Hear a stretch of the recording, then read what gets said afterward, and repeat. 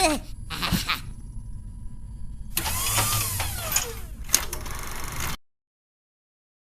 Guys, welcome to our channel. இன்றைக்கி வந்து model 2 பார்க்க போகிறோம். மாடல் 2 எப்படி ட்ரா பண்ணுறது, அதாவது பிகினர்ஸுக்கு. ஸோ வாங்க வீடியோக்குள்ளே போகலாம். ஸோ இதுக்கு வந்து டாப் லைன் ஃபஸ்ட்டு எடுத்துக்கோங்க. எடுத்துகிட்டு பிளெயின் ஒயிட் செலக்ட் பண்ணிக்கோங்க, அப்போ தான் கொஞ்சம் பிரைட்டாக தெரியும். ஸ்கெட்ச் பண்ணி டாப் லைன் எடுத்துக்கோங்க. எடுத்துகிட்டு ஃபஸ்ட் வந்து ஒரு சர்க்கிள் ட்ரா பண்ணுங்கள். 2 சர்க்கிளுக்கு அப்புறம் லைன் எடுத்துகிட்டு இந்த எட்ஜ் பாயிண்ட்லேருந்து இந்த எட்ஜ் பாயிண்ட் வரைக்கும் கோடை போடுங்க.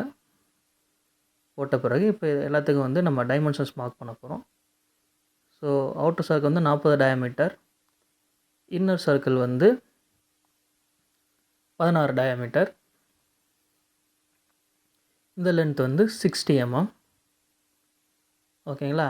இப்போ எக்ஸஸாக உள்ள சர்க்கிளை வந்து ட்ரிம் பண்ணியாச்சா? இப்போ எக்ஸ்ட்ரூட் கொடுங்க.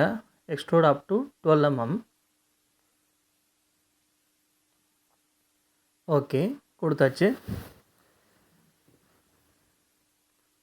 இப்போ என்ன பண்ண போகிறோன்னா சைடில் வரைய போகிறோம். இதே ஃபேஸஸ் தான் டிஃப்ரெண்ட் பிளேஸஸில் இருக்கும்.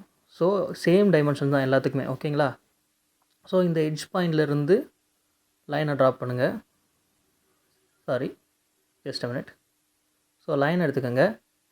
எட்ஜ் பாயிண்ட்லேருந்து லைனை ட்ரா பண்ணுங்கள். ட்ரா பண்ணிட்டீங்களா? இந்த வெர்டிக்கல் ஒரு லைன், ஹரிசாண்டல் ஒரு லைன் ட்ரா பண்ணிட்டு, ஸோ இந்த வெர்டிக்கல் லைனை பாயிண்ட்டாக வச்சு 2 சர்க்கிள் ட்ரா பண்ணுங்கள். சேம் அதே டயாமீட்டர். என்னதுன்னா ஃபஸ்ட்டு இதோட டிஸ்டன்ஸ் வந்து எவ்வளோனா 20. ஸோ இதோட டிஸ்டன்ஸ் எவ்வளோனா 20. அகெயின் இதோட டிஸ்டன்ஸ் எவ்வளோனா 40. இது வந்து எவ்வளோனா 16. ஓகேங்களா? ஸோ போட்ட பிறகு என்ன பண்ணுறோன்னா லைன் எடுத்துகிட்டு இந்த பாயிண்ட்லேருந்து இந்த பாயிண்ட்டு, தென் இந்த சென்டர் பாயிண்ட் கிளிக் பண்ணிட்டீங்களா? கிளிக் பண்ணிட்டு இப்போ ரொம்ப ஓவர் டிஃபைன் ரிலேஷன் நினச்சுன்னா அதை டெலீட் பண்ணி விட்ருக்கோங்க. அது நோ ப்ராப்ளம். இந்த எல்லோ கலர் தெரியும்னா நோ ப்ராப்ளம். என்னென்னா ஓவர் டிஃபைனாக இருக்குது, அதனால தான்.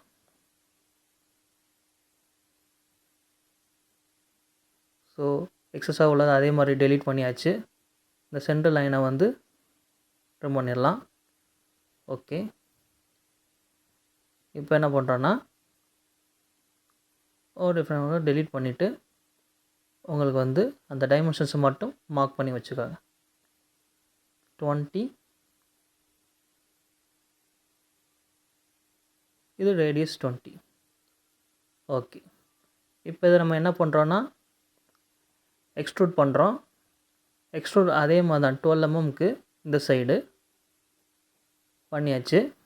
இப்போ இதே மாதிரி உள்ள ஷேப் தான் அங்கிட்டு வரப்போகுது. ஸோ வந்து 3D மிரர் பண்ணுறோம். ஸோ மிரர் எடுத்துக்கோங்க. மிரர் பிளேனை செலக்ட் பண்ணிக்க. ஃப்ரண்ட் பிளேனை செலக்ட் பண்ணிக்கிறேன். ஆல்ரெடி பாஸ் எக்ஸ்ட்ரூட் செலக்ட் ஆகிருக்கு ஃபீச்சர்ஸில். ஸோ கிளிக் பண்ணோம்னா வந்துருச்சு. இப்போ பேக் சைடு எடுக்கிறேன். பேக் சைடும் அதே மாதிரி தான், அதே ஷேப்பை தான் வரைய போகிறேன். ஓகேங்களா? ஸோ சென்டர் பாயிண்ட்டை மையமாக வச்சுக்கிட்டு ஒரு 2 சர்க்கிளை சேம் அதே சர்க்கிள் வரைங்க. ஸ்மார்ட் டைமென்ஷன் எடுங்க. இந்த எட்ஜிலேருந்து இந்த சென்டர் பாயிண்ட்டுக்குள்ள டிஸ்டன்ஸ் எவ்வளோன்னா 16. நீங்கள் கோடு போட்டு கூட ட்ரா பண்ணலாம், நோ ப்ராப்ளம். ஸோ இதை வந்து கன்வெர்ட் பண்ணிக்கோங்க. அந்த எட்ஜை பண்ணிவிட்டு கொஞ்சம் ஃபாஸ்ட்டாக போகிறேன்னு நினைக்கிறேன், சாரி. இப்போ இது வந்து 40 டயாமீட்டர், இது வந்து 16 டயாமீட்டர், சேம். ஓகேங்களா?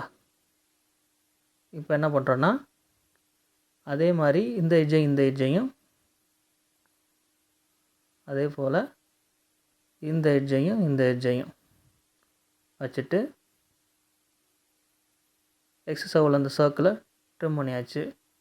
நான் வந்து அந்த ரிலேஷன் வந்து டெலீட் பண்ணாமல் எக்ஸ்ட்ரூட் பண்ணுறேன். நீங்கள் டெலீட் பண்ணணுன்னா டெலீட் பண்ணிக்கோங்க.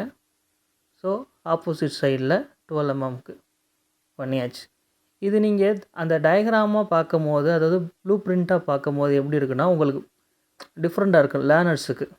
இது எப்படி வரைகிறது, இது இப்படி இருக்கே காம்ப்ளிகேட்டட் ஷேப்பாக இருக்கேன்னு பார்க்குறதுக்கு.